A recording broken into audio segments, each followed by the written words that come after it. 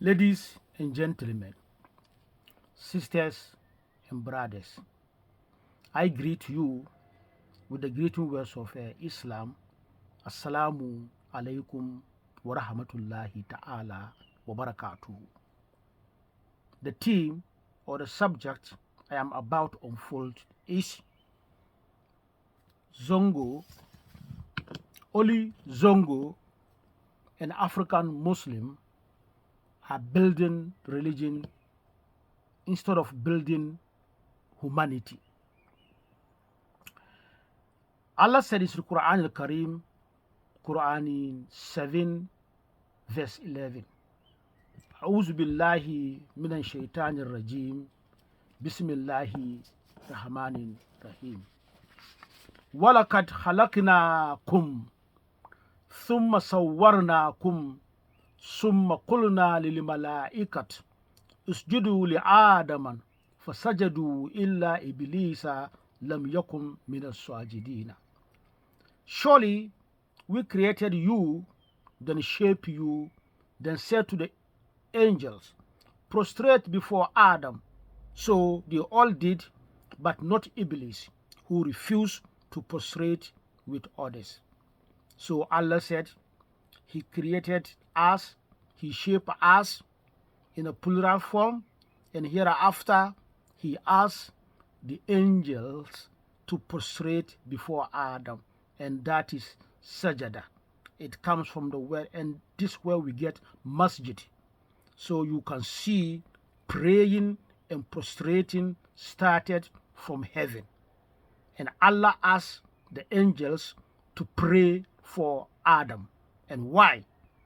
So you can see the praying we are not praying for Allah, but we are praying for ourselves.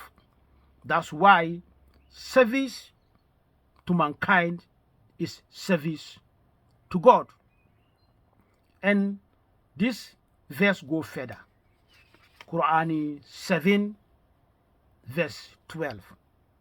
Kala ma mana'aka alla tasjudu is amartuka. Kala ana khayrum minhum. Khalaqtani min narin wa khalaqtahu min tin. Allah asked Iblis, what prevented you from prostrating when I commanded you? And the Iblis replied, I am better than he is. You created me from fire, and you created him from clay. And you see, this is where the jealousy started. And Allah hates those who are jealous of others and who are arrogant, and they think they are better than the others.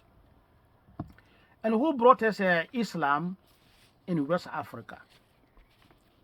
The early presence of Islam in West Africa was linked to trade and commerce with North Africa. Trade between West Africa and Mediterranean predate Islam. However, North African Muslims intensify the trans-Sahara trade. North Africa traders were major actors in introducing Islam to West Africa in the 8th century, 200 years after the death of our beloved Prophet Muhammad, peace be upon him. It was first introduced in Mali, Mauritania before reaching the rest of West Africa. One of Muslim scholars wrote in his memoir that West Africa does not need Islam because they have high moral standard. But his critical point is that the women in West Africa leave their breasts uncovered. Our forefathers were then farmers, hunters, traders, fishermen, businessmen, and so forth. They were self-sufficient and independent economically. As soon as they started to embrace Islam, which was good and still good for Muslims, they become beggars because they only concentrate on reading Quran, teaching Quran, preaching, and praying in exchange for food, money, and handouts. Because they were indoctrinated by the white Arabs to believe that only praying and reading Quran will grant person paradise, while Allah said in the Quran al-Karim that we should establish prayer and give zakah, which is an alms. But they forgot that even the praying is not meant for Allah, but for ourselves. That's why Allah commanded the angels to prostrate before Adam, but not before God. Why? Allah said in Surah Quran al-Karim, Quran 17:70, وَلَقَدْ كَرَّمْنَا بَنِي آدَمَ وَحَمَلْنَاهُمْ فِي الْبَرِّ وَالْبَحْرِ وَرَزَقْنَاهُمْ مِنْ طَيِّبَاتٍ وَفَضَّلْنَاهُمْ عَلَى كَثِيرٍ مِّمَّنْ خَلَقْنَا تَفْضِيلًا. Allah said, indeed, we have dignified the children of Adam, carried them on land and sea, granted them good and lawful provisions, and privileges them far above many of our creatures. So even scientists attest to this verse of the Quran, because according to scientists, we were 6 species. We have Neanderthal and others, but only Homo sapien, the children of Adam, who survive, and the rest just get extinction or they die out. And why? Because the 5 species, not that we are more beautiful, handsome than them, they are more beautiful and handsome than us. Not because we are intelligent, more intelligent than them, they are more intelligent than us. And not because we are stronger than them, they are more stronger than us. But why? Why? The only thing Allah gives us the ability to work together and to cooperate together. And that's why we survive them, because Allah dignify us and bless us. Arab indoctrination made our able men beggars. Since they introduced Islam till now. That is why you see a lot of beggars in Zongo. The professional and sophisticated beggars are those who went to Arab countries to study. Upon acquiring all degrees, be it doctorate degree, professor, they remain beggars depending on what Arab and depending on Arab people, or extorting money from poor Africans. My African brothers and sisters, zakat means purification. Don't you know that receiving zakat from the white Arabs make us poor and dependent, because they are transferring their wickedness, their sin to us. That is why Zongo is the center of all sins and wickedness, because we are carrying the sins and the wickedness of white Arabs on our shoulder and head. We can do away with all this if we stop begging white Arab for money or collecting zakat from them.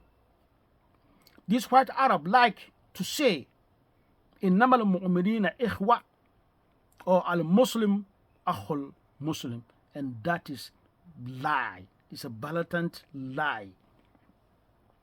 If you are a black man or woman it is rather Al-Arab, Akhul Arab, and Al-Aswad, Akhul Aswad. Because as a black Muslim, you can never marry a Saudi woman, or you can never marry a Saudi man.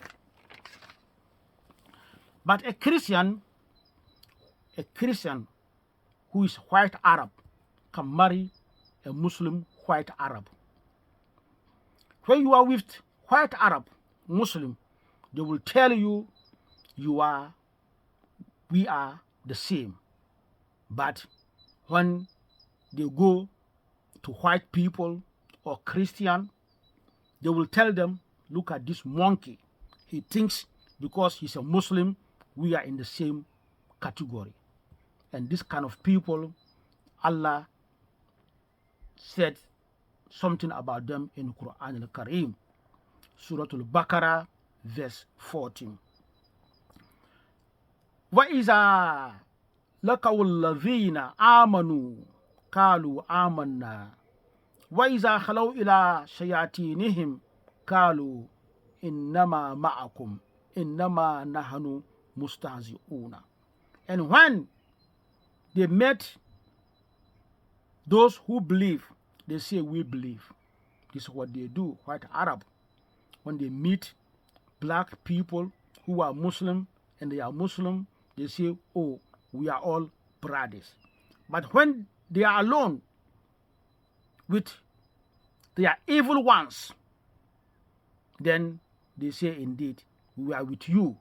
But when they go with white people and white Arabs who are Christian, then they will say, oh, we are with you. We are just joking with these black people. So we should not depend on this handout. We should strive to give the white Arabs also zakat, so that they will also carry our sin and wickedness on their head.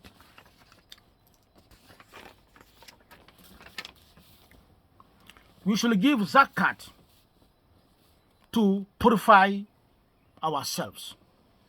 Although I am not in support of hadith, but if it does not contradict Qur'ani, I will use it.